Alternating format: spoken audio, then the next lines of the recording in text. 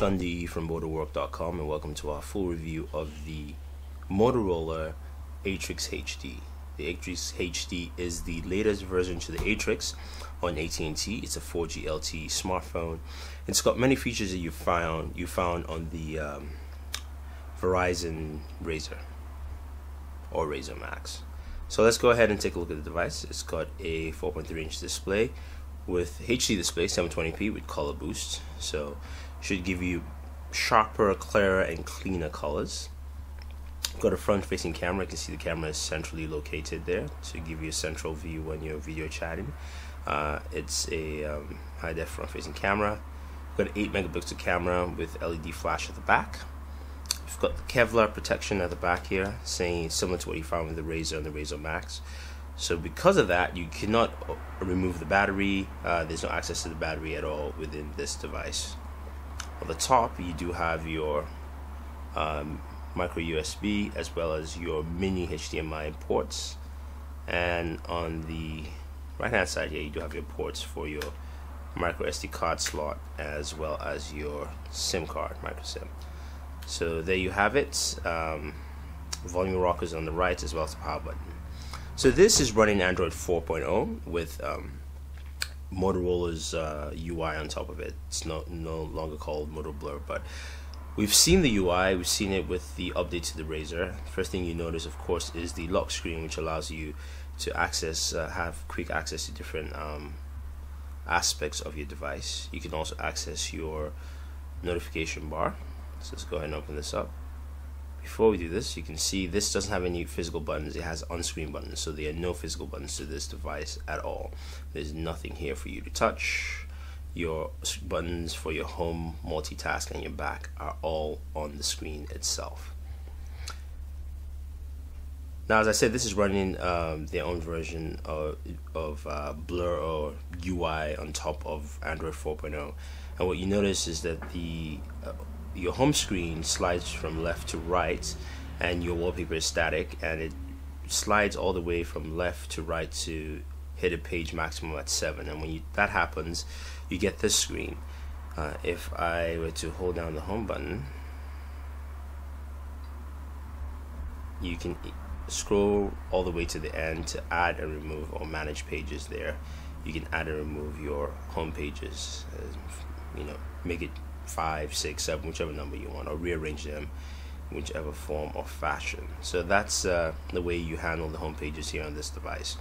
To access, of course, your app tray, hit the app tray button. You can scroll through and scroll all the way to your widgets, and then you have a button there on the top right hand corner to go into the Play Store, or you can jump back to apps, whichever way you want.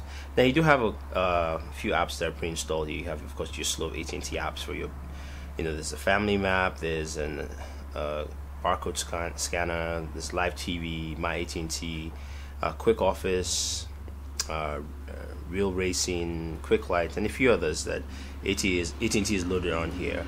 Now you can consider these bloatware, but it doesn't actually affect the performance on the system. It's got a dual core processor here, 1 GB of RAM. Storage is only 8 GB, but you can expand it, of course, through micro SD card slot here on the device. So let's go into the settings, which you can access through the top here. Head back. So of course your settings are very typical. You have your wireless device section, personal, and of course your system settings. And we go to about phone, and you can see this is running Android 4.0.4. Now the thing to note about the Atrix 4G here is that it's a pretty fast device. It goes for $99 right now on AT&T. You've got a very smooth operating system on here. Also, the custom UI overlay that Motorola has put doesn't interfere with the whole Android experience. Actually, doesn't add much either, but allows it to flow seamlessly with the little features they've added to it. You do also have the ability, once you connect your device via USB to your computer, to install Motorola software that allows you to connect to your computer anywhere around the world. As long as you have your Motorola smartphone with you, you can connect to the device. You can transfer files back and forth. So basically you can stream stuff from your computer so on and so forth. It's pretty cool. Again, like I said, this is a 4G LTE device, so you get solid 4G LTE speeds on here. I think we got speeds of close to about 30 megabits per second. We're just going to do a quick test for you. You can see it's actually hitting 57 megabits per second. Just showing that again. Yeah, it's about 57. Just do that one more time. Pretty high speeds there. It's come down to earth a bit. It's about 37 megabits per second, but you get the idea. So the 4G LTE network of AT&T does a very good job on this device to make sure you take full advantage of all of its capabilities altogether. So you can see the speeds here: 57, 37, 31, 31. So very solid speeds overall. That's download speeds. Upload speeds were an average of about 22 megabits per second in general. So you're getting very, very good 4G LTE speeds with AT&T. Of course, this depends on your location, so just be wary of that fact. Some people register higher, some lower.